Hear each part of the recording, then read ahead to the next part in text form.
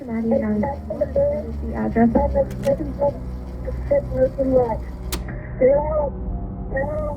Cincinnati 911.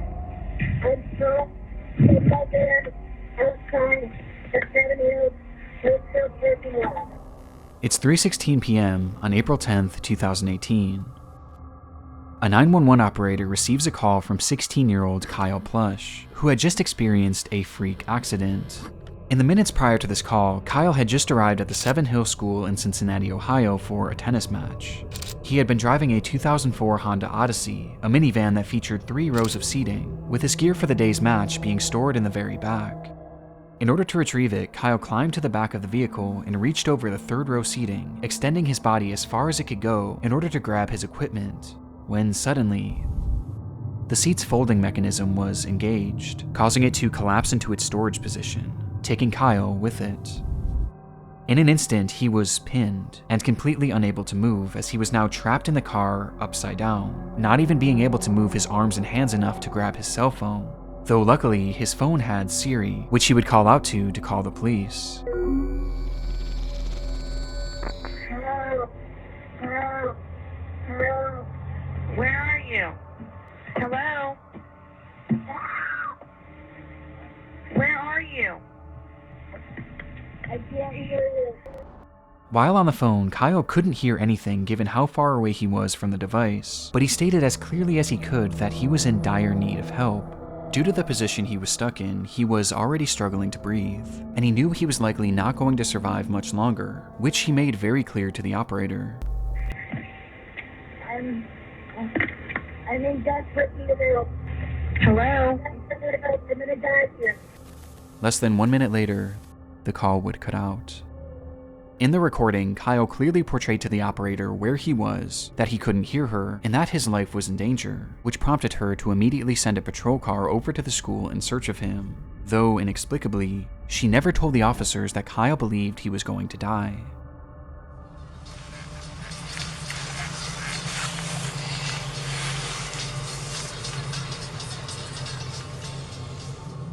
Not understanding how dire the situation was, the officers that pulled up to the scene didn't even bother to stop the car. Instead, they simply drove throughout the parking lot, unsure of what car was Kyle's. They didn't even bother to turn down their music or crack a window.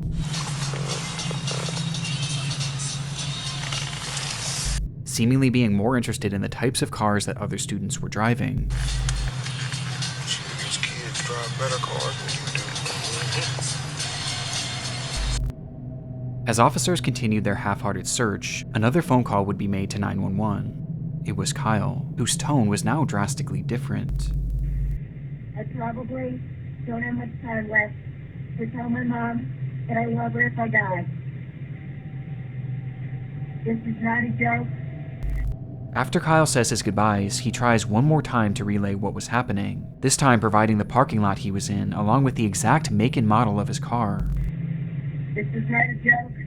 I'm trapped inside my gold Honda Odyssey van in the Southport parking lot of Seven Hills Theft. Send officers immediately. I'm almost dead. At this point, officers were still in the parking lot looking for him. Help was literally just a few feet away, and on top of this, the operator was also able to get a ping from Kyle's phone, which gave coordinates to his exact location within just 5 to 10 feet of his vehicle. And yet, the dispatcher never passed this information along. As Kyle remained on the line fighting for his life, the officers on the scene would pull out of the parking lot, close their report, and carry on with their day, stating, "I don't see nobody," which I didn't imagine I would. With this line making it apparent that those involved with the case never actually believed this situation was real, and instead viewed it all as a hoax.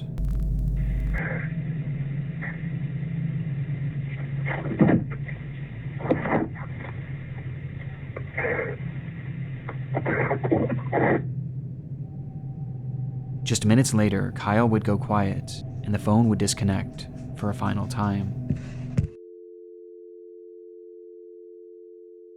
It would take 6 hours for that trunk to be opened, and not by the police, but instead by Kyle's father, who had no idea that any of this had taken place, seeking out his son's vehicle only to find Kyle flipped upside down in the trunk. He had been dead for hours. Despite the circumstances, Kyle did everything right. He remained calm, he was respectful, and he described exactly where he was and what his car looked like. And yet, the police never really bothered to take his case seriously, instead believing that this was all just a prank. And had the dispatcher simply relayed how serious the situation was, and had these officers just gotten out of their car to look more thoroughly, Kyle Plush most likely would have survived. As a result of the mishandling of Kyle's case, his parents, Jill and Ron, were awarded a $6 million settlement with the city of Cincinnati. Though even more importantly for the couple, they vowed to do their part to assure that mishandled 911 calls of this nature never happen again, as they've gone on to consult with various emergency call centers to tell Kyle's story, somehow taking this horrible accident and selflessly turning it into something positive for the rest of society. Today, these phone calls remain relics of a grave error made by law enforcement, and a life that never should have been lost, with these recordings now being forever immortalized in the internet's darkest corners. This piece clearly shows the metamorphosis possible using computer graphics. We're going to play a game! Is it hide and seek? Yes, it's hide and seek! I am sick and devastated.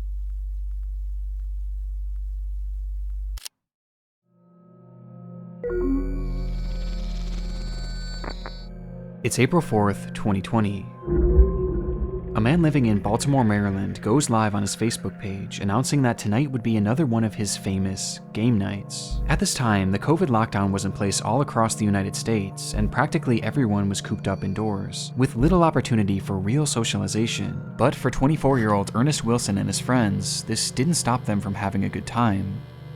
Ernest often hosted parties featuring childhood games like Monopoly and Uno, adding in his adult flair by turning them into drinking games, with one game in particular being top of mind that night: hide and seek.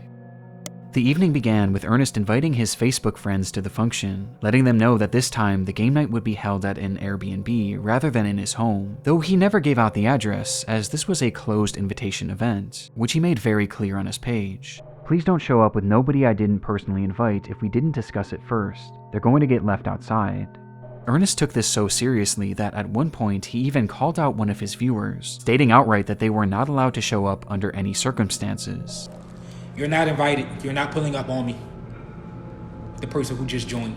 If you're still watching, you're not invited. Because you don't fucking listen, and I'm gonna bang you in your mouth next time. However, it was never revealed who exactly this person was, or why Ernest expressed such hostility towards them. From there, Ernest would start and stop his live stream a few different times, showing the progression of the party, which ended up with a decent turnout.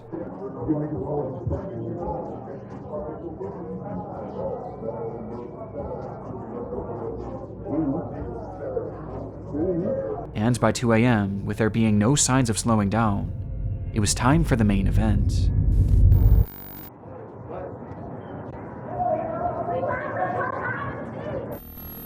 About to play hide and seek. This was the caption for Ernest's final live stream of the night, which shows his group of friends preparing to play the game, turning off all the lights in the house before Ernest himself steps outside, assuming the role of the seeker, beginning his countdown as the camera keeps rolling. 1, 2, 3, 4, 5, 6, 7, 8, 9, 10, 11, 12, 13. I can hear y'all. 14, 15. I can see y'all. 16, 26, 27, 28, 29, 30. Because I'm tired of fucking counting. Ready or not, here I come. After a long 30 seconds, it was time to find his friends, with Ernest starting his search inside the home. Ain't nobody in this bathroom. I didn't think about it. Fuck. Oh, alright. His ass.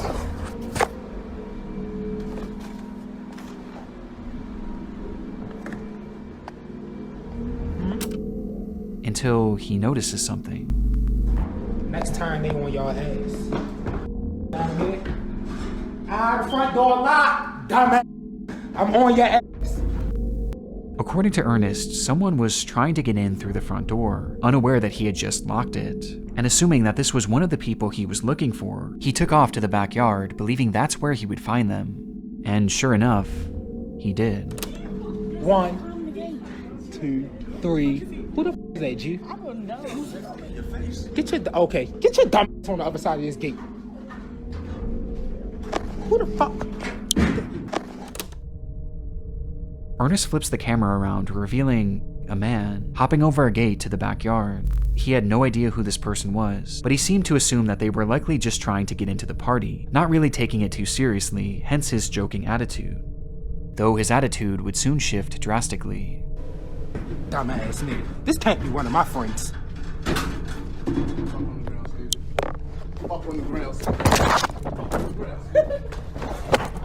Hey, Pride! Pull that shit up!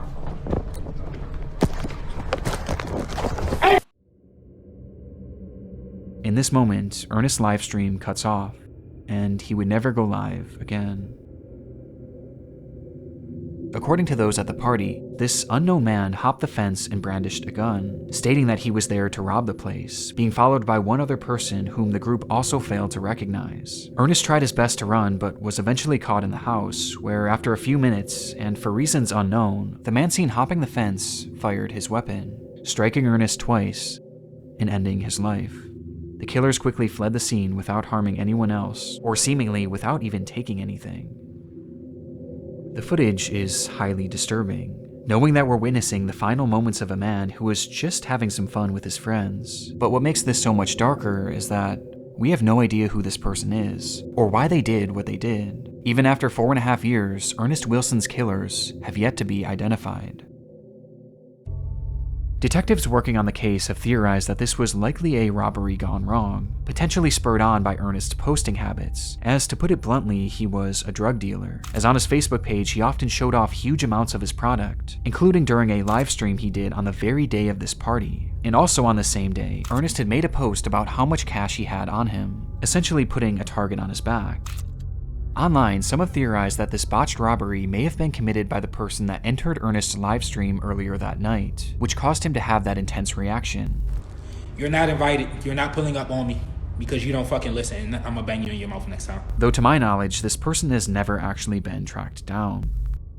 But by far the most common sentiment online was that Ernest's friends were involved to some capacity, as none of them were injured and none of their possessions were taken, making it clear that at the very least this crime was targeted at the host. And on top of this, remember, Ernest never shared the address for that Airbnb, at least not publicly. And yet, these people just so happened to show up to the home at the exact moments that Ernest was by himself in the dark.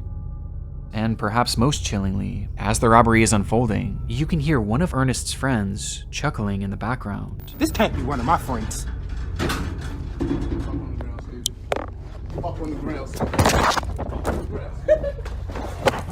Though as concerning as this is, it's sadly far from conclusive, and to this day it appears that Ernest's case is slowly being lost to time, leaving us for now with only questions, and one of the more disturbing live streams I've ever seen.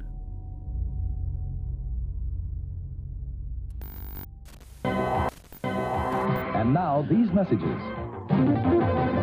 Before we dive into our next case, I want to first thank today's video sponsor, Factor. I'll admit it, I have a very bad habit when it comes to ordering food. I usually don't give myself enough time to plan meals for the week, and therefore when it comes time for dinner, I'm always left scrambling trying to find something, which usually leads to me ordering food and ordering really unhealthy food too. It's a bad habit, but thanks to Factor, I'm slowly starting to kick it. Factor provides chef-prepared, ready-to-eat meals that are always fresh and never frozen. There's no stress, there's no prep work, just 2 minutes in the microwave and they're ready to go. And these meals really are restaurant quality and honestly even more delicious than what I was ordering before anyway. Not to mention way healthier. But my favorite thing about Factor is the time I get back, as I'm not wasting my time and taking half an hour to figure out what I want to eat. It's all right there for me and ready to go. You just have to pick how many meals you want, and just like that, you have most, if not all of your meals planned for the entire week. And you can even pause or reschedule your deliveries at any time with no stress. And what's really cool is Factor is now owned by HelloFresh, which just so happens to be one of my favorite sponsors of all time. And now that I'm eating real food, I'm excited to get back to cooking at some point with HelloFresh too. So definitely completely try either one of these out, or both depending on what your situation is. If you want to try out Factor, head to factor75.com or click the link in the description and use code NickCrowley50 to get 50% off your first Factor box and 20% off your next month of orders. That's code NickCrowley50 at factor75.com to get 50% off your first box and 20% off your next month of orders. As evidenced by the previous case and several others discussed throughout the series, live streams are often a hotbed for disturbing moments online. And when researching Ernest's final stream, I came across yet another example of just how dark things can get when the cameras go live. It happened on January 22nd, 2017, when a 14-year-old girl named Naika Venant went on Facebook Live with a caption. In the stream, Naika discussed how difficult life had been. Throughout the years, she had been placed in and out of countless foster homes, where her treatment ranged from poor to straight-up abusive, with this constant mistreatment leading her to just want it to be over already. And based on the title of the stream, it was clear what her intentions were going to be. As the livestream progressed, hundreds of people flooded into the video to see what exactly was going on, as word quickly spread that something horrible was about to happen, though you wouldn't know it by looking at the chat. According to many watching, those in the comments had no sympathy for the girl, as many actually mocked her, calling her names, and even commented laughing emojis, as she desperately tried to open up, with those same commenters viewing this not as a cry for help, but as a cry for attention, outright pushing her to carry on with these intentions. And tragically, she did, all while the camera remained rolling. However, even after she followed through with this, the behavior of her chats didn't stop. Whether they assumed it was fake or just didn't care either way, the hateful barrage of insults actually got even more vile once she had obviously passed away. And this went past just words, as people who knew her actually began making parody videos of the girl, replicating the position she was dead in, all while her livestream continued running. It would take over an hour before police would finally be called and retrieve her body, with the stream being shut down by Facebook shortly before. It was an awful situation all around. But what I found most saddening about this was her final reason for doing what she did, as she stated simply that she just wanted to be with her real mother, who she loved so dearly. And this was something that seemed to be the plan all along, as her mother, Gina Alexis, claimed that she too desperately wanted to be reunited with her daughter. And following her daughter's highly publicized death, Gina actually came forward at a news conference to discuss the tragedy. Her biological mother broke down while speaking about her daughter's death. She dreamed of one day being reunited permanently. I have trusted Florida foster care people to care for my baby. Where she blamed the entire foster care system for everything that had happened, believing that they didn't do a good enough job of keeping her daughter safe, and they failed to try and reunite her with Naika. Because of the obvious emotion involved and the overall shocking nature of this case, the news report would quickly go viral, leading to widespread support for the grieving mother. However, this also caused some people to look a bit deeper into what exactly led up to this livestream, for which one piece of information was brought to light that somehow made this case even more upsetting. On the day that Naika's life came to an end, it was revealed that her mother was actually in the stream watching before and after it happened, seeing her own daughter having this mental breakdown, as well as seeing all those people in the chat mocking her, which made people feel even more sorry for Gina, as her plight was unimaginable. Though this wasn't the only revelation to come forward, as it was soon realized by the investigators looking into Naika's case that Gina had not only witnessed all of these people laughing at her daughter and egging her into ending her life, but she had also joined them as well. Hashtag ADHD games played, you sad little DCF custody. That's why you are where you're at. For this dumb shit and more, you keep crying wolf. You dead, you will get buried, life goes on after that doesn't listen to their parents, trying to be grown, seeking boys and girls' attention instead of her books. In a live stream where one of the last things Naika ever said was that she desperately wanted to be reunited with her mother, that same mother was not only watching, but actively pushing her to follow through on her plans, leaving this comment where she outright says that it doesn't matter if you live or die, life goes on. And it got even worse. The media also discovered that the reason Naika had been removed from her custody to begin with was because Gina had beaten her 30+ times with a belt when she was only 6 years old. On top of this, Gina often texted Naika saying that she wanted nothing to do with her, despite the young girl frequently reaching out and begging to be part of her life. Eventually, Gina would tell Naika's caseworker that "The girl is y'all's problem. I'm done with the games," before sending Naika middle finger emojis when all she did was ask to see her brother. And this is all amongst other things that are far more horrendous that I really don't want to get into. And yet, after Naika's death, Gina had the audacity to go on television in an attempt to garner sympathy for a death that she clearly contributed to, saying that all she wanted was to be the girl's mother, despite rejecting her at every turn. And honestly, this is where I thought this entire story would come to an end, until I noticed something strange when I was editing this video. Naika's Facebook page is still active. It's no longer posting anything original, but instead, the account is consistently reposting content from another page, a page run by Gina. After Naika's death, Gina seemingly seized control of the young girl's Facebook account, where she now posts her own content, which includes her attempting to defend the fact that she gave up on Naika. Tell me what mother would accept a 13 going on 14-year-old in and out of detention centers, going to jail or getting arrested while in foster care. As well as her responding to those who blamed her for her daughter's death. People be like, you heard the rumors going around about you? And I did. But they forgot to tell you one thing. That I don't give a fuck. Huh? What's my name? My first name is Very Much. My last name is Unbothered. And even some posts where she's promoting her podcast, as it seems that after all this, Gina's actually trying to carve out some sort of career as an influencer, as she posts videos garnering sympathy for the loss of her daughter, along with giving out parenting advice. Like, there's so much stuff that parents need to do for their child that they're not motherfucking doing. They're not paying attention because they're taking the easy way out. With all this making it even more obvious that Gina has little to no remorse for what she did.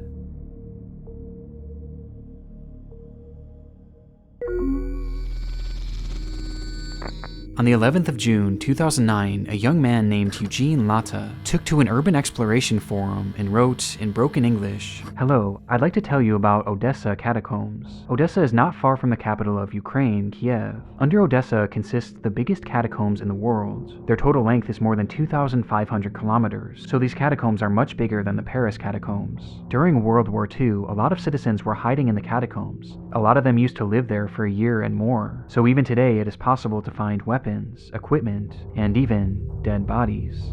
Every year a lot of explorers get lost and even die there." His post was accompanied by a series of photographs from the underground labyrinth, which stretched over 1,500 miles, its paths winding aimlessly deep below the surface of the earth. The structure was mainly the result of limestone mining many years ago, though despite this, it was never properly mapped, and was, conversely, not often explored, essentially being a pitch-black maze to nowhere. Given that the area wasn't well known back in 2009, the post was met with amazement. Fellow urban explorers applauded the location and the photographs that Latta had taken, wanting to see even more, and since he was a native of the area, Latta delivered. "Thanks to all. If you want, I can add more photos. As I said earlier, a lot of people get lost and even die under Odessa. Maybe this photo will shock you." It's the dead body of a 19-year-old girl who had gotten lost in the maze. Though it's censored here, the image shows 3 young boys staring blankly at the camera as they stand behind a badly decomposed body. Understandably, this image caused a lot of intrigue on the forum as other users began to press for more information, and sure enough, it was a story that Latta knew well. 3, 2, 1. Happy New Year, everybody! Happy 2005! It was New Year's Eve, the final day of 2004, when a group of teenagers made their way down into the catacombs to begin their celebration. This wasn't super uncommon at the time, as many of the entrances to this labyrinth were very easily accessible. This one in particular just so happened to be located directly next to the public school, School 56, and had just been left wide open, making it the perfect place for friends to sneak a few drinks. As the group began to grow more intoxicated, one of the girls wandered off in search of a place to relieve herself. However, she apparently took one too many turns and soon found herself completely alone. She cried out, but the tunnels were just too complicated. Each step she took led her more and more into obscurity. Her friends tried to find her, or maybe they didn't, we really don't know. But in their drunken state, they left the tunnels without their friend and never went back to find her. If she did have a flashlight, it wouldn't have lasted long, and for days she likely wandered deliriously through that pitch black maze, until after what was likely at least 3 awful days, she passed away, with her body being found approximately 3 miles away from the nearest exit. And looking at one of the only attempted maps of this tunnel system, she never stood a chance. Perhaps it was dehydration or hypothermia that killed her, but according to some, based on the photo, the corpse appears to have its skull caved in, implying that in a desperate attempt to end her anguish, she may have bashed her head against the wall until she passed away. Her name was Masha, and she was only 19 years old. 3 long months later, in April of 2005, Lata and his group would stumble across the body, immediately reporting their findings to the police, though law enforcement refused to even try and venture down there in order to retrieve her, as they knew just how dangerous and unmapped this environment was. It would take 2 long years for her body to be recovered, thanks to a friend of Lata writing a strongly worded letter to the government that included a photo of Masha's body. The story is unimaginable. To be trapped in a place like this with no means of escaping, it has to be the absolute worst way to go. And because of the gruesome nature of this story and the photograph, it spread all throughout the online world, where it became a legendary internet mystery, as even with the added context, many were still left with pressing questions. Were Masha's friends involved in some way with her death? Had they abandoned her there on purpose? And did Lata know more than he claimed? But as it turns out, there was one far more pressing question that needed to be answered. In 2015, a full decade after this photo was taken, a journalist named Mike Pearl had picked up the case with the hopes of writing a Halloween article for Vice, and in his research he made a rather unusual discovery, as according to him, Masha seemingly didn't exist. Pearl was never able to find any verifiable proof that a girl named Masha had ever gone missing in that area. He was also not able to find any death records of anyone by that name either, or even any reports of a body being pulled from the catacombs during this time frame. Something just wasn't adding up, and it got stranger from here. Sometime after the photograph began making its rounds, one of the most prominent explorers of the Odessa catacombs put out a statement on his own website in regards to Masha, which read, "Besides the original photographer, there isn't one person, civilian or law enforcement, that can confirm the story. We believe it is just a practical joke and the corpse is fake."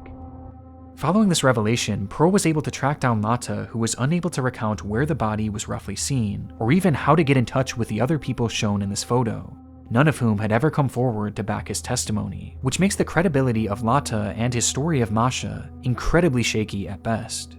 However, this is where the crux of the mystery stands today.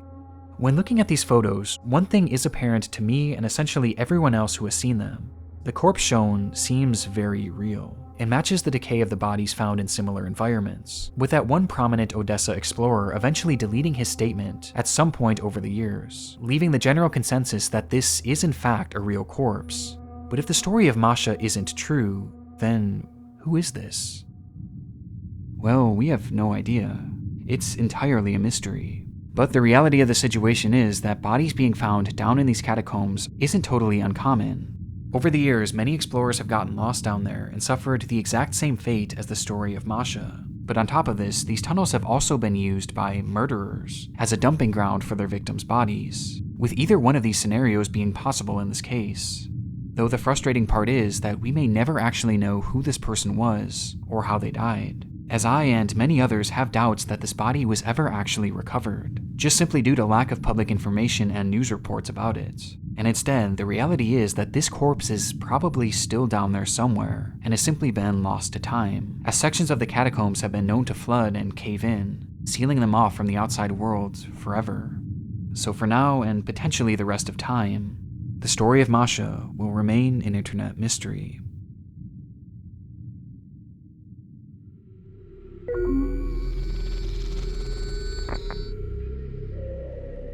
It's September 1985.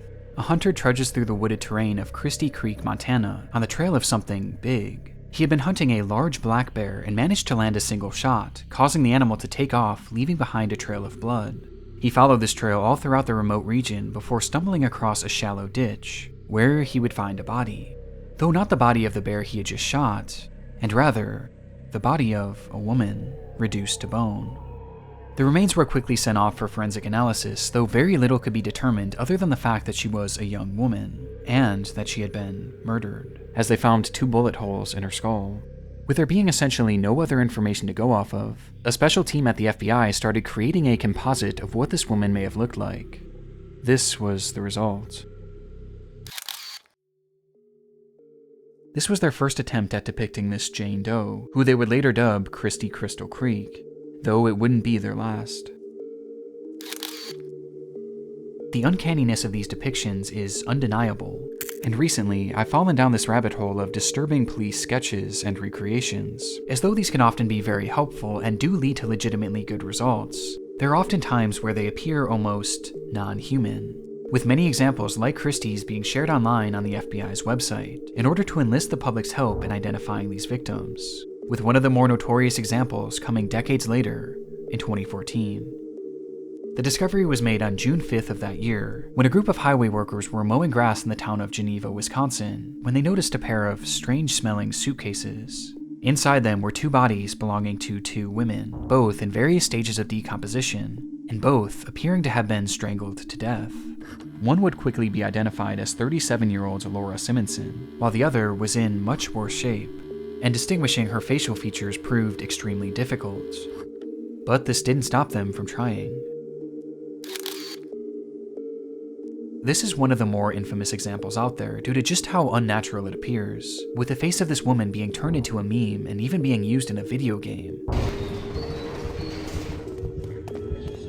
But to me, there's one example that I've never been able to shake, as the entire story and its recreation gives me such an uneasy feeling.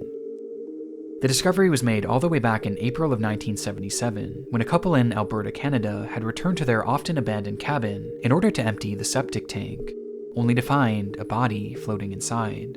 The body was in brutal shape and showed signs of extreme torture, as the man had been beaten, mutilated, burned with cigarettes, and even shot multiple times. And due to the condition of the body, it was impossible to identify him, though regardless, a recreation was made, and using a computer model of the man's skull, they slowly pieced him together.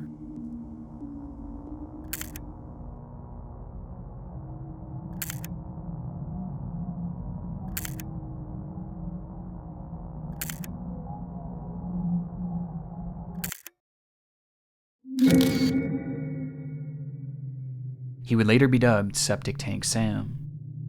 There's something so depressing about these composites, as these are real people with real stories and real names, that have been reduced to these horrifying images and tacky nicknames. But there's another side of these police sketches too, as when dealing with victims it's obviously incredibly sad, but when dealing with suspects, these off-putting identities can be outright horrifying.